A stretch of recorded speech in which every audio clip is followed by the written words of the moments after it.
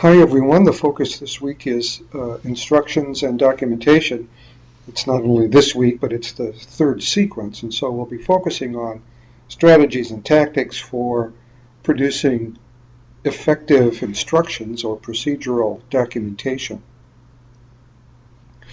Chapter 7 is the focus, and I have here the e-book up on the screen, and I'll be walking through some of the features of the models in the textbook that you should pay special attention to in addition to reading the entire chapter. It's about 41 pages. In the activity called What and Why, I outline the 12 examples of instructions or procedures that are in the sample textbook. There's one style that's in there that I want you to ignore, and that is the paragraph form. This is a format that I don't want you to use because it's so similar to some of the other formats that we've used already, in which you break material up into written paragraphs and sort of discuss a process. I want you to work on a different discipline, which is that of carefully breaking processes down to single steps. And it's a little more difficult than it seems, because in practical terms it can be difficult to tell where one step ends and the next one begins. You'll see that in these examples that they have several things in common and then some things that are unique to each different style. Each one has to have a title, of course, to clearly and immediately tell us what the focus and purpose of the document is. Instructions and procedures are very user-focused. They're very practical in that they have to be designed to be used, and they have to be designed to be usable, which is to say very intuitive. They need to be complete, and they need to have a logical order. Logic is not the only measure of orderliness. There's the issue of first things first. There are things that people have to know well before they can do subsequent tasks well. And so part of the challenge of writing a procedure or a set of instructions is to know the process really well yourself. And I think you'll find that there are a lot of things that we do routinely every day that we know really very well, but that we don't necessarily know how to describe to somebody else how to do them. So part of the challenges in this sequence is to make familiar to other people things that are already familiar to us, but to make that familiarity recognizable to someone else is challenging. Very rewarding too, when you can turn what you know into something that's useful to somebody else. This particular example has the common trait of an introduction, which helps orient us to what's in the body of the instructions. It's scannable in that it has subheadings such as better safe than sorry, explanatory content here, and then when we scroll down, there are lots of ways to isolate lists or steps, and one of them is to use bullets and then a bold style.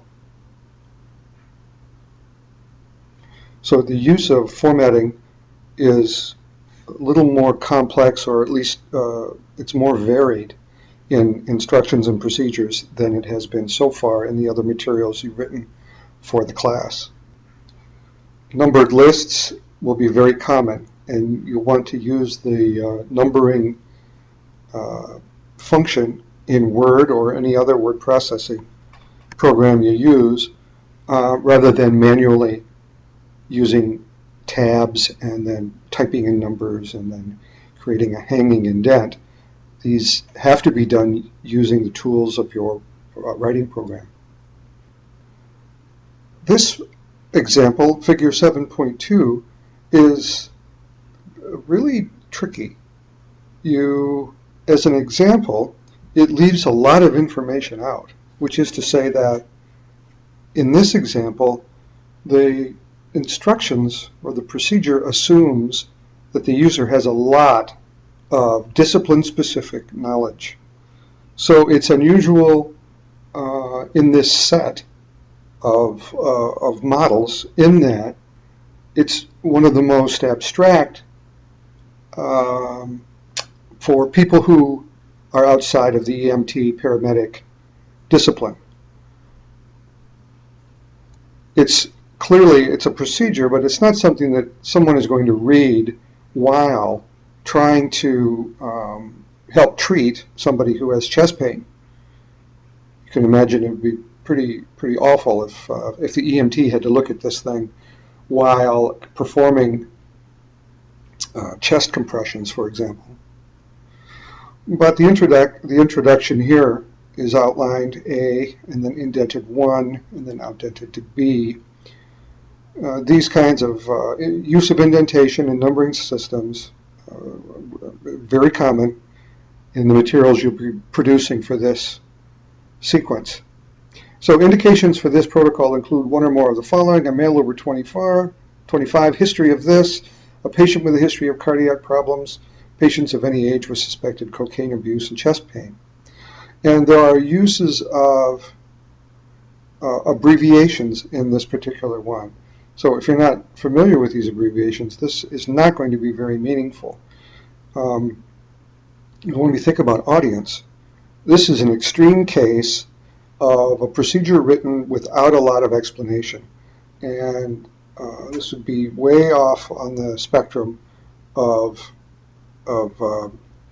assuming a lot of knowledge versus the kind of, on the other end of the spectrum, where every technical word would have a sentence definition.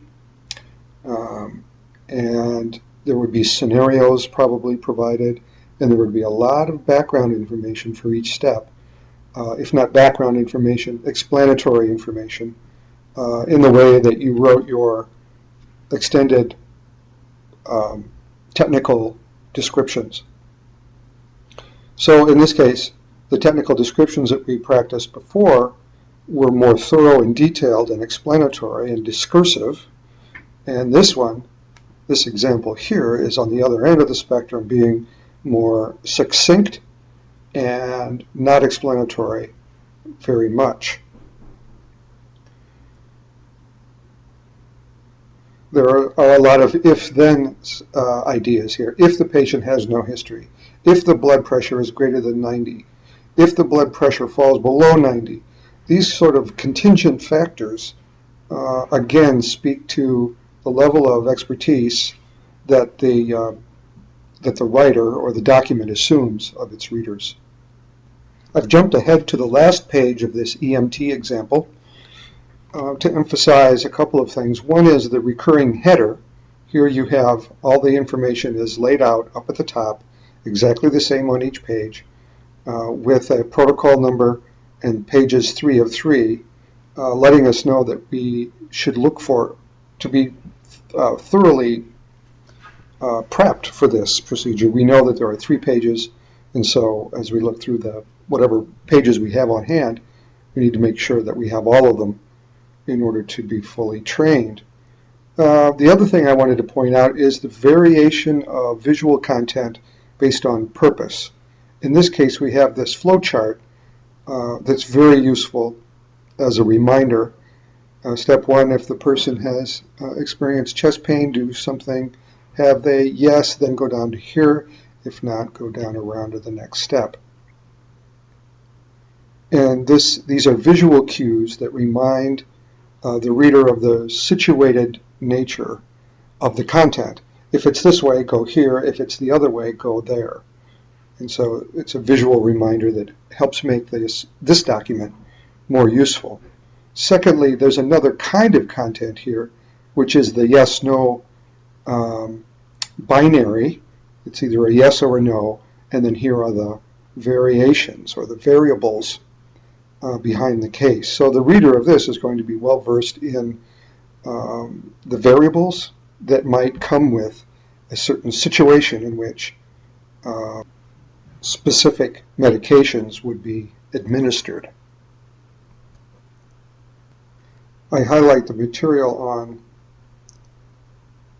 page 171 to emphasize the importance of using the command voice during this sequence of exercises and activities.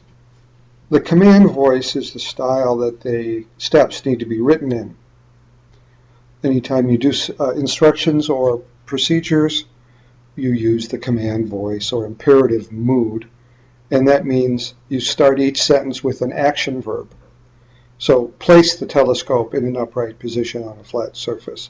Plug the coil cord for the electronic controller into the box, into the port. Secondly, you're going to state one action per step. This is really very important. In this case, number 2, place the telescope securely on its side as shown and open the battery compartment by simultaneously depressing the 2 release latches. In this case, you defeat the purpose of writing an instruction or a procedure because you've combined 2 steps into one, and thus making the user, have to think way harder than the reader should have to in order to understand what to do. So we break them out, one action per step. Place the telescope securely, and then open the battery compartment in step 3. I want to draw your attention to the special nature of warnings and special notes. I'm on figure 7-10, page 178, and these are very specific characteristics of warnings, which is to say, you not only tell people what to do, but why. And so here we say, dress properly. Well, why? To reduce the risk of injury when operating the unit. All right, so now that we wonder how. What does it mean to dress properly? Do not wear loose clothing or jewelry.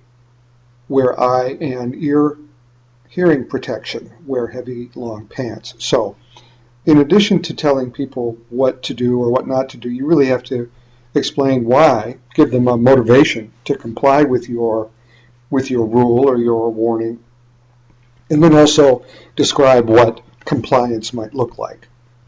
To prevent serious personal injury, never pick up or carry the unit while the engine's running. So this is a complete warning. An incomplete warning would be do not pick up or carry the unit while running. Well, why? Obviously in this example, or in the example of something that you're already familiar with, the reason is obvious. It's a dangerous tool or something. But the whole point of writing instructions is to make what is obvious to you obvious to someone who's not yet familiar with the same procedure. On figure 7.11 is another example of a caution statement that is complete. It says, be sure the match rocket is pointed away from people or burnable materials. All right, that's the beginning, but it's not complete unless you say why or what the consequences might be or how else you might avoid injury. So it's recommended to have water or some other fire extinguishant available. Well, why? Well, because the foil head of the rocket will be very hot. And once again, anybody knows that when you play with matches, there's a fire danger or a burn danger. But once again, even though it's obvious, there are liability issues when you're telling somebody how to do something. You're taking responsibility to help them not only do it, but do it